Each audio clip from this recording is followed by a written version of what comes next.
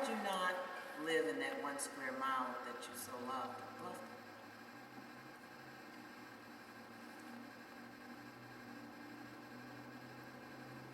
Why you what for? Well, why did you move out of why did you purchase land in that 1 square mile of Bluffton instead of? There wasn't any land in that 1 square mile available to purchase. Our father was still living when I came back home in the homestead. Did you have any difficulty purchasing your property? No, Didn't you want to live on the waterfront? not particularly, no. Thought there was a story there. No. Annie lived there. Remember Annie? At feet. And so, while you returned home, you decided to become mayor? Become what? Not mayor, judge. Became a judge here in town? Well, that just by accident almost, but they asked me to serve. How did that, can you share any of that experience? How did that turn out for you? What do you remember about that? I remember a lot, but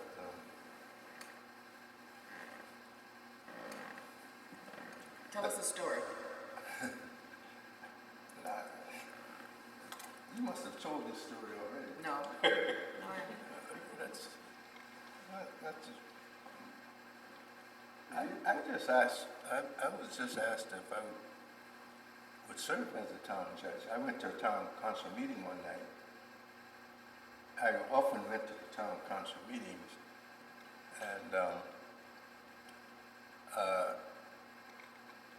previous judge, Joe Veen, had moved out of town, so he gave up the judgeship.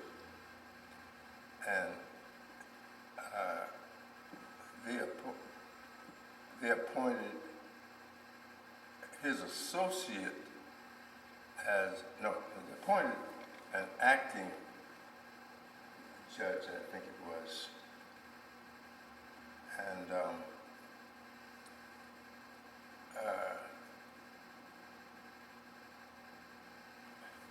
this particular night, when I went to the council meeting, they had on the agenda the election of a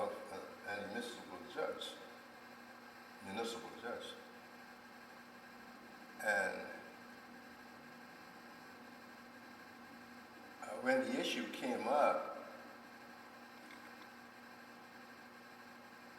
one of the council members, Mr. Abraham Mitchell,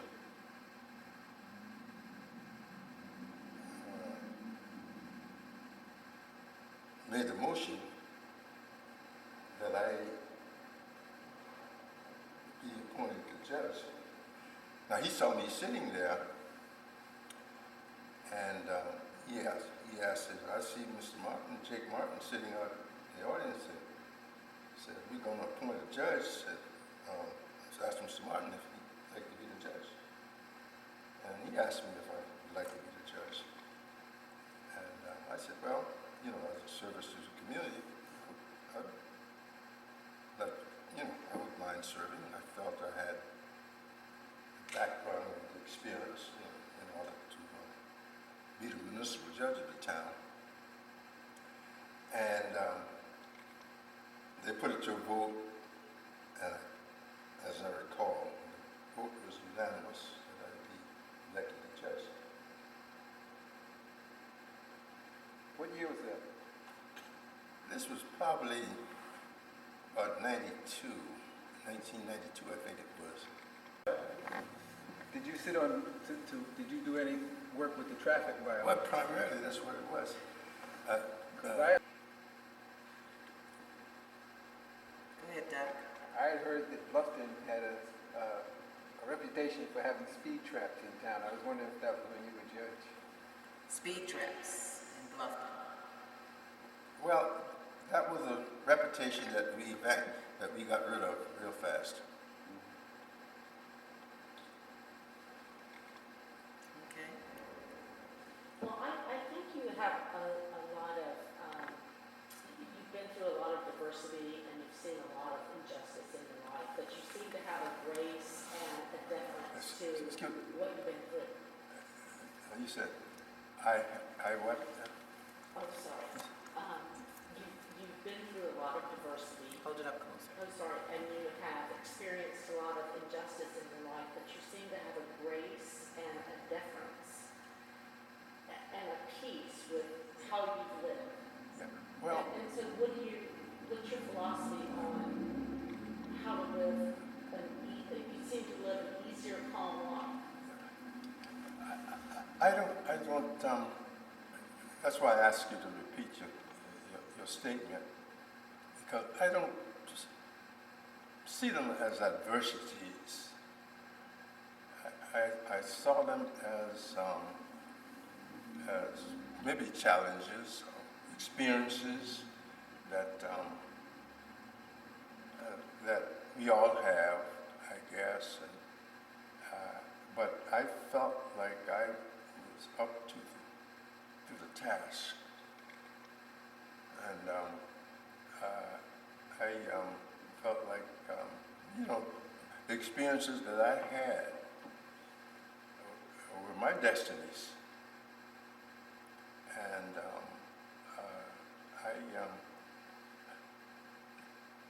I don't feel like I was always triumphant, but for the most part, I feel like I've served my purpose. I'm pretty good.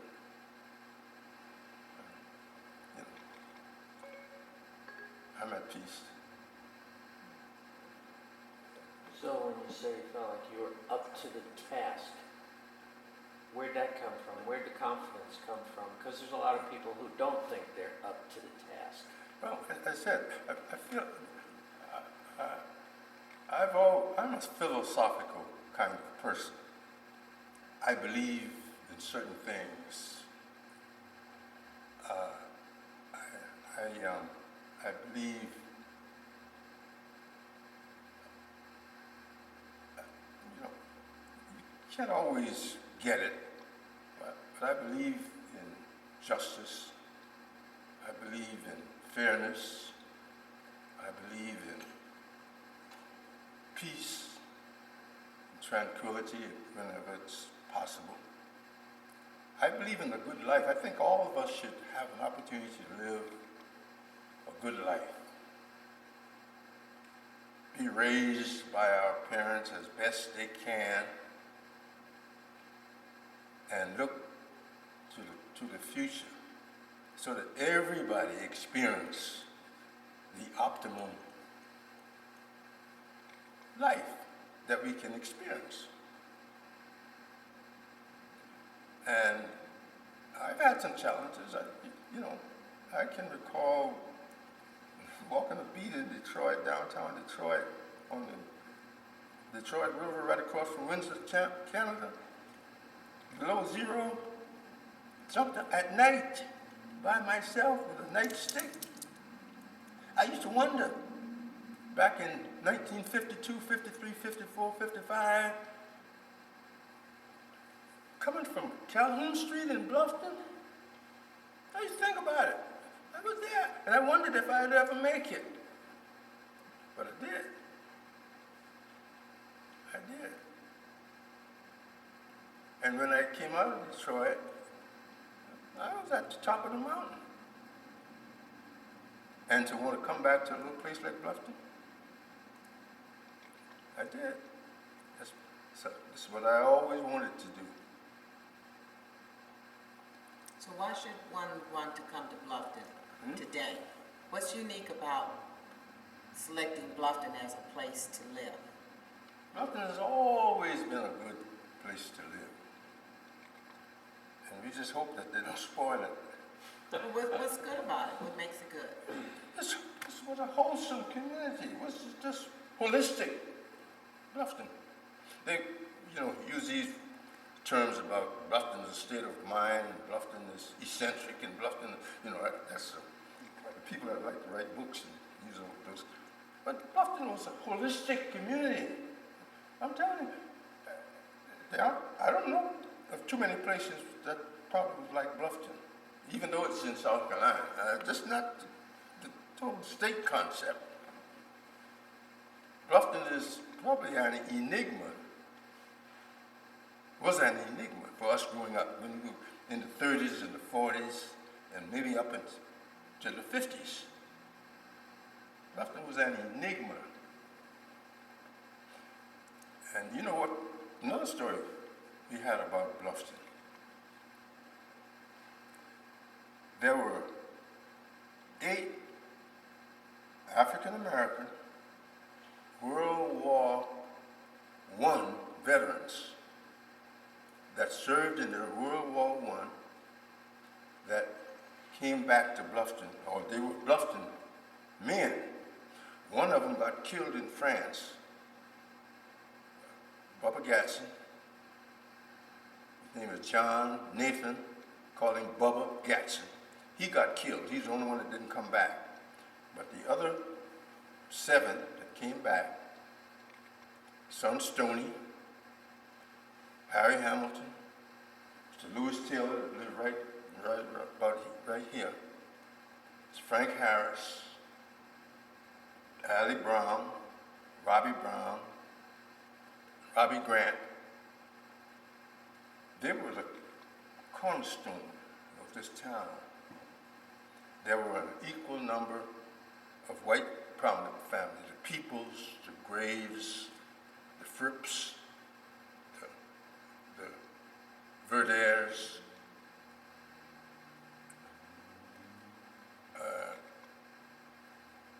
the Nivers, the Haywoods, of course, who descended of the signers of the Declaration of Independence.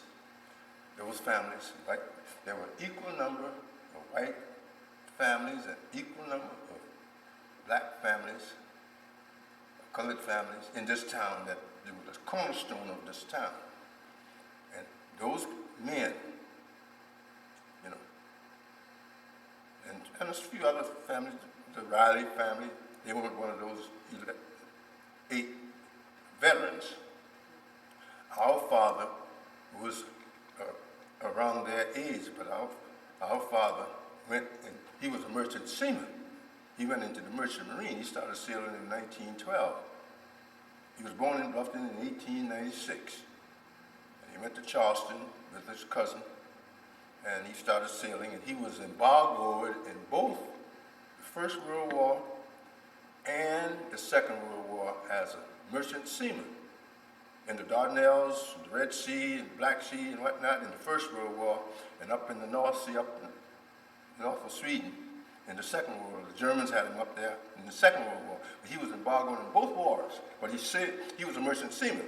He wasn't one of those soldiers.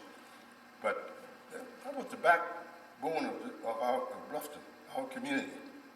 Those white families and those black families. And did those black veterans gain a certain stature? Did the black veterans gain a certain stature in the town by virtue of their having served? Their families, they were the ones that, that sent their children, sort of wherewithal, send their children to Savannah until when they found out there was about Penn School and Mather School, which is an exclusive all-girls school, and Shanklin School, where I went, where I met my wife, and Shanklin was a co-ed. That was only, they had girls' dormitory and boys' dormitory. That was the only co-ed school. The others, Penn at that time was all boys, virtually all boys, and Mather was all girls. Over there in Beaufort, and those folks there were certain people always had the wherewithal to figure out some kind of way so that their children could get what they couldn't get here. It wasn't available. You ever have a school called Haven Home? You ever have a school in Savannah called Haven Home? Yeah, I heard of it. Yeah, my mother went there. Yeah. Can you go back to what you said, that Bluffton was an enigma to South Carolina? Why do you say that? Because, we didn't have the bridges across the Broad River back then. So, and Beaufort has always been the county seat of the county of Beaufort, you know, the city of Beaufort. See. So we were really just, you know, they didn't know what we were over here. You know. And so we had to subsist by ourselves, on our own. And like I told you, you know, there were things we'd hear as kids about things happening in Ridgeland, and you know, going up there in Jasper County and whatnot. Even some things would even happen around Beaufort, back on Dale and back in those areas. Didn't happen in Bluffton. You know, just didn't happen in Bluffton. Because of those families, those Gadsden boys and Gadsden families. There were 5 Gadsden families in Bluffton.